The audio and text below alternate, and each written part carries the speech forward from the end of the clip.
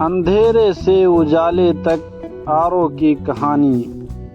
हर इंसान के जीवन में एक ऐसा दौर आता है जब वह सब कुछ होते हुए भी अकेला महसूस करता है। जहां चारों तरफ लोग होते हैं फिर भी भीतर एक खालीपन होता है। यह कहानी आरओ नाम के एक युवक की, जो बाहर से तो मुस्कुराता था पर अंदर ही अंदर टूट रहा था। लेकिन कैसे उसने खुद को संभाला, यह कहानी हम सभी के लिए एक सीख बन सकती है। आरओ एक छोटे शहर का होशियार और महत्वाकांक्षी लड़का था। उसका सपना था आईएएस अधिकारी बनना। माँ पिता का सपना भी वही था और समाज की नज़रों में वह एक आदर्श बेटा था। 12वीं में उसने 93% अंक लाए थे और सबको विश्वास था कि वह बहुत आगे जाएगा। दिल्ली आकर उसने कोचिंग शुरू की। शुरुआत में सब कुछ अच्छा चल रहा था, लेकिन धीरे धीरे उस पर दबाव बढ़ने लगा। प्रतियोगिता, अकेलापन, परिवार से दूरी और खुद से बढ़ती अपेक्षाएं, इन सब ने उसे भीतर ही भीतर तोड़ना शुरू कर दिया। एक दिन जब वह क्लास से लौटा तो उसे लगा कि सब बेकार है। दिमाग सुन्न था, कुछ भी अच्छा नहीं लग रहा था। उसे भूख नहीं लग रही थी और वह पूरी रात जागता रहा। यही सिलसिला हफ्तों तक चला। धीरे धीरे वह अपने दोस्तों से कटने लगा। फोन कॉल्स का जवाब नहीं देना, क्लास मिस करना, दिन भर कमरे में पड़े रहना उसका नित्य क्रम बन गया। वह सोचता, शायद मुझसे कुछ नहीं होगा, मैं असफल हो जाऊंगा, कोई मुझसे प्यार नहीं करता। उसे यह नहीं पता था कि वह डिप्रेशन नाम की एक बीमारी से गुजर रहा है, जो अंदर ही अंदर आत्मा को खा जाती है। एक दिन वह छत पर गया और नीचे झांका। वह सोचने लगा, अगर मैं अब कूद जाऊं तो सब खत्म हो जाएगा। ना ये दर्द, ना ये तन्हाई, ना ये हाथ। लेकिन तभी उसकी माँ का चेहरा उसकी आंखों में उभरा। माँ की आंखों में आशा थी, विश्वास था और निस्वार्थ प्रेम था। उसी क्षण आरओ रो पड़ा। उसने आंसू रुक नहीं रहे थे। वह पहली बार खुलकर रोया और यह पहला कदम था उबरने की दिशा में। अगले दिन उसने अपने कोचिंग टीचर को जाकर अपनी मानसिक स्थिति के बारे में बताया। वह शिक्षक न सिर्फ उसकी पढ़ाई के मार्गदर्शक थे, बल्कि एक अच्छे इंसान भी थे। उन्होंने आरओ को सलाह दी, आरओ, तुम्हारा सपना बड़ा है और रास्ता कठिन, लेकिन तुम अकेले नहीं हो। डिप्रेशन एक बीमारी है और इसका इलाज है, सबसे पहले खुद को माफ करना सीखो और फिर खुद से प्यार।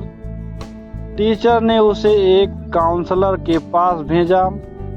काउंसलर ने कहा, तुम्हें हर दिन एक लक्ष्य तय करना है, चाहे वह कितना भी छोटा क्यों ना हो।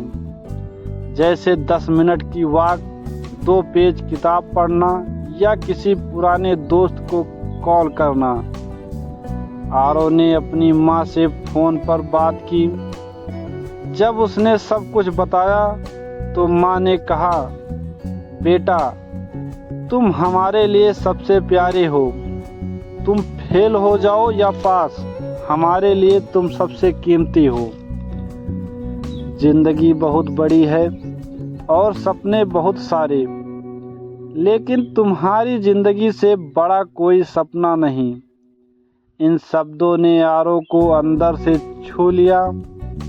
उसने अपने पिता से भी बात की, जिन्होंने पहली बार खुलकर कहा, बेटा, मैं भी तुम्हारी उम्र में अकेला महसूस करता था, पर किसी ने कह नहीं पाया।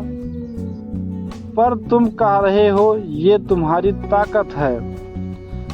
अब आरव ने अपने जीवन में छोटे छोटे बदलाव लाने शुरू किए। सुबह 6 बजे उठना और 15 मिनट की वॉक, ध्यान और प्राणायाम, जिससे मन शांत हुआ। हेल्दी खाना, फास्ट फूड छोड़कर फल, सब्जी और हल्का खाना। अच्छी किताबें जैसे द पावर ऑफ नाउ और आई किंगल पढ़ना। जनरल लिखना, हर रात 3 चीजें लिखना जिनके लिए वह आभारी था। धीरे धीरे आरव का आत्मविश्वास लौटने लगा। एक दिन उसने फैसला किया कि वह अपने जैसे युवाओं की मदद करेगा। उसने एक YouTube चैनल शुरू किया, मन की बात। आरव के साथ उसने वह खुलकर अपने अनुभव शेयर करता और सुझाव देता। डिप्रेशन कोई कमजोरी नहीं है, बात करना जरूरी है। प्रकृति से जुड़ो, दोस्तों के साथ वक्त बिताओ, प्रोफेशनल मदद लेने में शर्म मत करो। धीरे धीरे उसके चैनल को हजारों सब्सक्राइबर मिलने लगे और उसकी कहानी से प्रेरित हो रहे थे। 2 साल बाद आरव ने UPSC तो नहीं, लेकिन काउंसलिंग साइकोलॉजी के में मास्टर कर लिया। वह एक सर्टिफाइड थेरेपिस्ट हैं। वह युवाओं की निःशुल्क मदद करता है। उसके माता पिता गर्व से कहते हैं, हमारा बेटा सिर्फ हमारा नहीं, समाज का बेटा बन गया है। आरव की कहानी हमें सिखाती है कि डिप्रेशन एक अंत नहीं, बल्कि एक मोड़ है।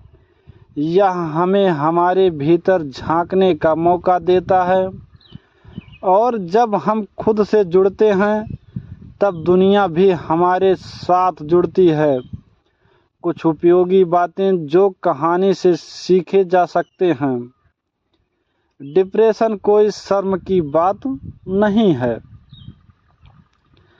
अपने मन की बात कहें। अच्छा खाना, व्यायाम और नींद, ये 3 स्तंभ हैं। मोबाइल से थोड़ा दूर रहें और प्रकृति के पास जाएं।